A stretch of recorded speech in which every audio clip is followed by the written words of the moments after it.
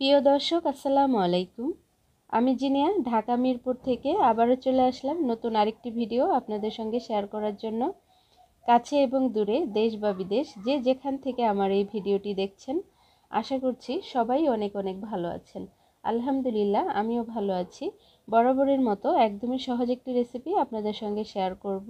আশা করছি আজকের রেসিপিটাও আপনাদের কাছে ভালো লাগবে। তো আজকে আমি ডাবের পানি দিয়ে ড্রাগন ফলের একটি জেলো পুডিং তৈরি করেছি। আর এটা একটু রেড কালার, এর জন্য বাচ্চারা খুবই পছন্দ করে। আর গরমের সময় এই ডেজার্টটা যদি আমরা তৈরি করি তাহলে কিন্তু ফ্রিজে রেখে খেতে এত ভালো লাগে। তো কথা না বাড়িয়ে চলুন কিভাবে তৈরি করেছি আপনাদের সঙ্গে শেয়ার করি। এখানে আমি একটি ডাবের পানি নিয়েছি। এখানে 250 গ্রাম মানে 1 কাপ পরিমাণে পানি হয়েছে একটি ডাবের থেকে। আর এখানে একটি ড্রাগন ফল নিয়েছি আর ছোট ছোট কিউব করে এই ড্রাগন ফলটাকে কেটে নিয়েছি। তো আমি একটি সসপ্যান চুলায় বসিয়ে দিয়েছি আর এটা একটি ছাঁকনির সাহায্যে আমরা পানিটাকে ছেঁকে নিলাম, যাতে করে পানিতে কোনো যদি কাটার সময় কোনো লাম্পস থাকে সেগুলি যেন চলে যায়।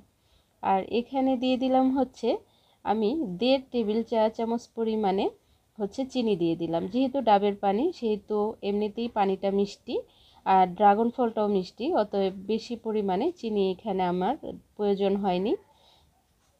তো চিনিটা আপনারা আপনাদের স্বাদ অনুযায়ী মিষ্টিটা বাড়িয়ে কমিয়ে নেবেন। এটা আপনারা চাইলে নর্মাল পানি দিয়েও তৈরি করে নিতে পারবেন। তো আমার হাতের কাছে ডাব ছিল তাই আমি ডাবের পানি দিয়েছি। আর এখানে দুইবারে করে এক চা চামচ পরিমাণে উঁচু করে আমি দিয়ে দিলাম আগার আগার পাউডার। এই আগার আগার পাউডারটা এই ধরনের জেলগুলা তৈরি করতে সহযোগিতা করে। তো এখন আগার আগার পাউডারটা যখন চুলাটা ধরাইনি তখন আমি আগার আগার পাউডারটা দিয়ে খুব ভালোভাবে আগে মিশিয়ে নিয়েছি। তারপর এখন চুলাটা ধরে দিয়েছি আর এটা বলক চলে আসা পর্যন্ত আমরা অপেক্ষা করব আর অনবরত নাড়তে থাকব। আগার আগার পাউডারটা এমন একটা জিনিস যা মানে একটু গরম পানি বা গরম দুধে এগুলা যদি ব্যবহার করা হয় তাহলে দেখা যায় কি ওটা আর মিশে না, জমে জমে যায়। এর জন্য যখনই আগার আগার পাউডার দিয়ে যে কোনো ডেজার্ট রেসিপি আপনারা তৈরি করেন না কেন, আগে একদমই নর্মাল তাপমাত্রার পানির সঙ্গে আমাদের আগার আগার পাউডারটা গুলিয়ে নিতে হবে। তারপর এটা পানির সাথে মিশিয়ে তারপর চুলাটা জ্বালাতে হবে। তো যাই হোক, এই যে আমাদের ডাবের পানিটা কিন্তু খুব সুন্দরভাবে বলক চলে আসছে। আর এখন আমরা চুলাটাকে বন্ধ করে দিয়েছি। আর যে মোলে আমরা পুডিংটাকে সেট করব তার জন্য আমরা এখানে একটা ডিশ নিয়ে নিলাম। আর এখানে এই যে ছোট ছোট কিউব করে কেটে রাখা যে ড্রাগন ফলটা, সেই ফলের কিছুটা দিয়ে দিব এখন, আর কিছুটা দিয়ে দিব আমরা পরবর্তীতে। তো কিছুটা দেওয়ার পর এখানে আমরা গরম থাকা অবস্থায় যে ডাবের পানিটা, সেই পানিটা এখানে দিয়ে দিলাম।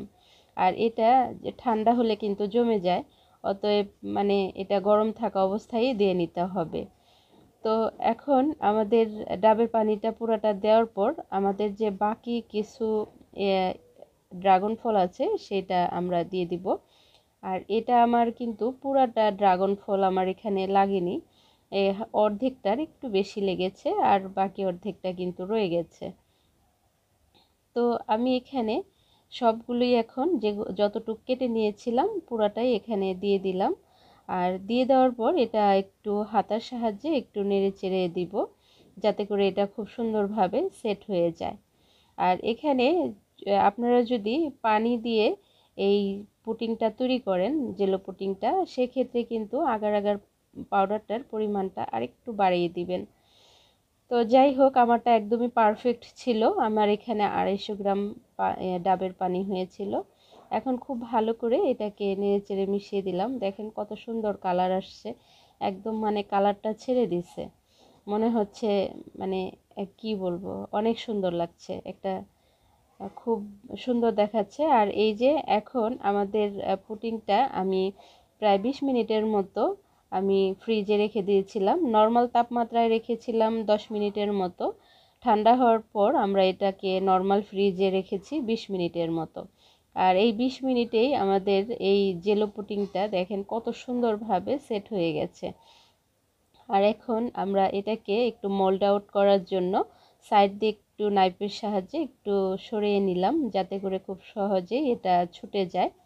আর এই যে খুব সুন্দরভাবে কিন্তু ছুটে আসছে। তো জেলোটা যদি খুব সুন্দরভাবে সেট হয় আর আগার আগার পাউডারটা যদি ঠিক হয়, তাহলে এই পুডিংগুলা দেখতে খুবই ভালো লাগে। আর এটা 2-3 দিনও যদি আমরা নর্মাল ফ্রিজে রেখে আমরা এটা খাই, তাহলেও কিন্তু এটা পানি ছাড়বে না। আর যদি আগার আগার পাউডারের পরিমাণটা কম হয়ে যায়, সেক্ষেত্রে এটা পানি ছেড়ে দিবে আর পারফেক্টভাবে জমবেও না। তো এই যে দেখে নিশ্চয় বুঝতে পারছেন কতটা পারফেক্ট হয়েছিল। তো এখন একটা নাইফের সাহায্যে আমি এইগুলাকে আমার পছন্দ অনুযায়ী আমি কিউব করে কেটে নিচ্ছি। আপনারা আপনাদের পছন্দ অনুযায়ী কেটে নেবেন। আর বন্ধুরা, এখন পর্যন্ত যারা সঙ্গে থেকে ভিডিওটি উপভোগ করছেন, একটি লাইক দিতে ভুলে গেছেন, প্লিজ একটি লাইক দিয়ে ভিডিওটি কন্টিনিউ করার অনুরোধ রইল। আপনার একটি ছোট্ট লাইক আমার এই ভিডিওটি অনেকের কাছে পৌঁছে দিতে সহযোগিতা করবে, অতএব লাইকটা খুবই ইম্পর্টেন্ট। তো এই যে আমি একটু দেখিয়ে দিলাম যে মানে কতটা পারফেক্ট হয়েছে আর কতটা সুন্দর দেখাচ্ছে। তো আমরা যে কিউবের ভিতরে এই যে ড্রাগন ফলটা মানে কিউব করে কেটে দিয়েছি, সেগুলা কিন্তু অনেক সুন্দর দেখাচ্ছে, এই যে দেখতেই পাচ্ছেন। তো যাই হোক, হয়ে গেল আমাদের ড্রাগন ফলের ডাবের পানির জেলো পুডিং। তো বন্ধুরা, ভালো থাকবেন। আল্লাহ হাফেজ। আসসালামু আলাইকুম।